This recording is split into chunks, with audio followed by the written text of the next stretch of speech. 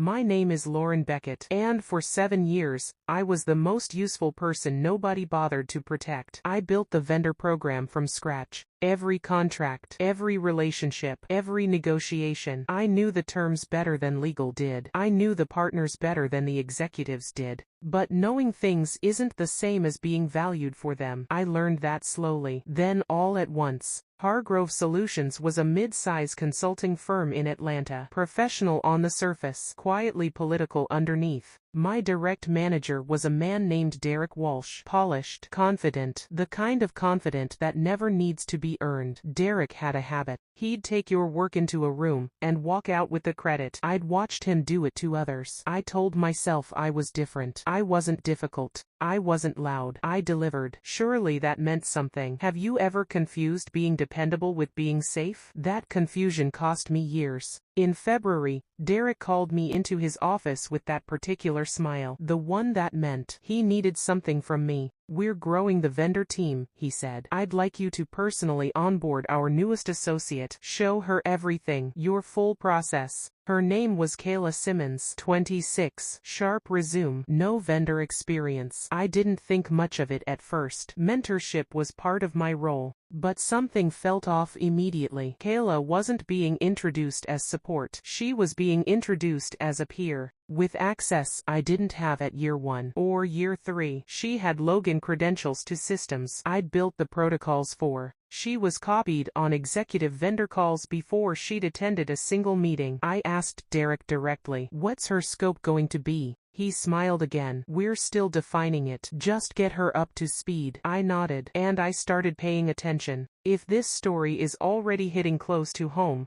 drop a comment right now. Tell us where you're watching from. We're reaching people all over the world, and we want to know how far this community spreads. Subscribe so you don't miss what happens next, because the next part changes everything. 2 weeks in, I found an org chart draft in a shared folder I wasn't supposed to still have access to. Someone had forgotten to update the permissions. My name wasn't on it. Kayla's was. In my seat, with my accounts, with a new title built around everything I had taught myself over 7 years. I sat with that document for a long time. I didn't cry. I didn't confront Derek. I just understood. This wasn't a growth hire. This was a replacement strategy, and I was being used to make my own removal seamless. Have you ever realized someone handed you a shovel and called it an opportunity? I thought about all the times I'd flagged risks Derek ignored, all the proposals I'd written that went up with his name on them, all the vendor relationships I'd maintained through his mistakes and his moods and his credit stealing. This wasn't a bad week. This was the whole picture, and I finally saw it clearly. Here's what I didn't do. I didn't explode. I didn't confront Kayla. None of this was her fault. She was a young woman who took a job. She didn't know what was happening any more than I had.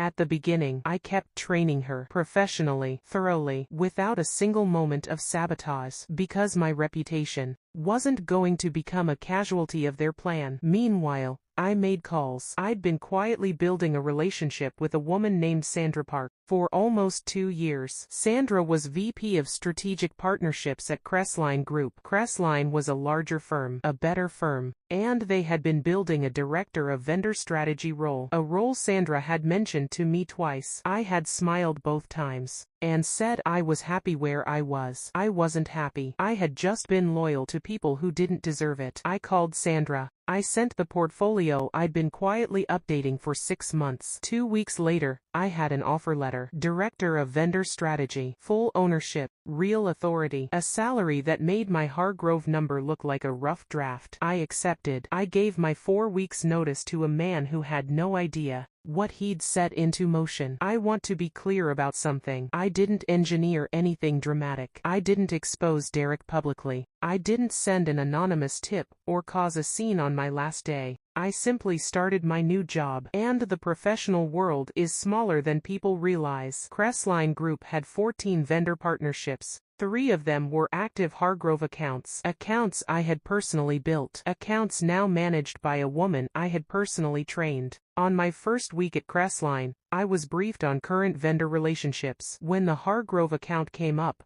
I recognized every name in the file, because I had written half of them. As director of vendor strategy, I now sat on the other side of that table. I controlled contract renewals. I set performance expectations. I approved or declined service agreements. The first vendor review meeting was scheduled for the following month. Hargrove Solutions was on the list, and the contact listed for their side. Kayla Simmons, trained by me, representing a company that had quietly pushed me out. About to walk into a room where I was the decision maker, I heard about Derek's reaction secondhand, through Sandra, who had connections everywhere. Apparently, when Kayla reported back after that first meeting, Derek went very quiet. Then he asked her to repeat herself. She told him again. Lauren Beckett is the director of vendor strategy at Crestline. She's our point of contact now. She runs the review committee. I was told he sat back in his chair and said nothing for a long time. The contract renewal was the real moment. Crestline's terms had historically been flexible with Hargrove. Because I had kept them flexible. Because I had advocated internally for a company I believed in. I didn't punish them. I want to be honest about that. I recommended a standard renewal with updated performance benchmarks, fair terms, nothing punitive. Everything is professional. But they were no longer getting the quiet favors of someone who cared personally. They were getting a vendor director who had no reason to go the extra mile, and the gap between those two things cost them more than they expected. I also heard Derek tried to reach me, an email full of words about my contributions, and legacy and mutual respect. I read it once. I didn't respond. Some conversations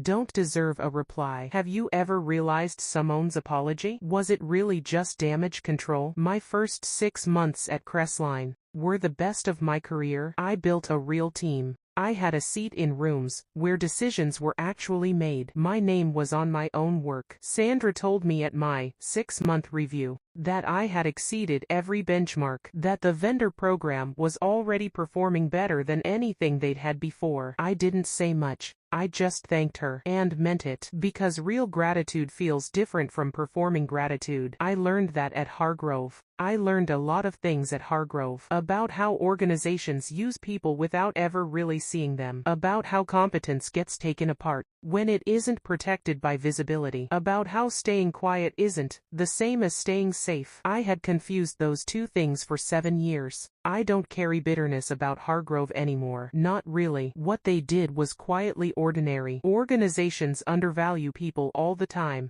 They assume loyalty is permanent. They assume the person holding everything together will keep holding it no matter how they're treated. And sometimes they're right, until they're not. The mistake Derek made wasn't personal. It was practical. He removed the person with the most institutional knowledge, the most relationship equity, and the most quiet influence in the entire vendor network. And he replaced her with someone he thought would be easier to manage. He chose control over competence. That's a decision that tends to show up in contract renewals. Kayla, for what it's worth, was actually quite good. She learned fast. She was professional in every meeting. I respected that. I told Sandra as much. If something opens at Crestline, I'd think of her. Because the lesson here isn't about revenge. It's about what happens when organizations forget that the people they overlook. I still have options. And when those people finally use them. If you've ever been underestimated by the exact people you were quietly keeping afloat, tell your story in the comments. Drop where you're watching from too. This community reaches people across the country and beyond. And somebody reading your words right now might need to hear they're not alone in this. Subscribe if you haven't yet. The next story might be closer to your life than you expect. The truth didn't destroy them. It just reminded them of what they chose to lose.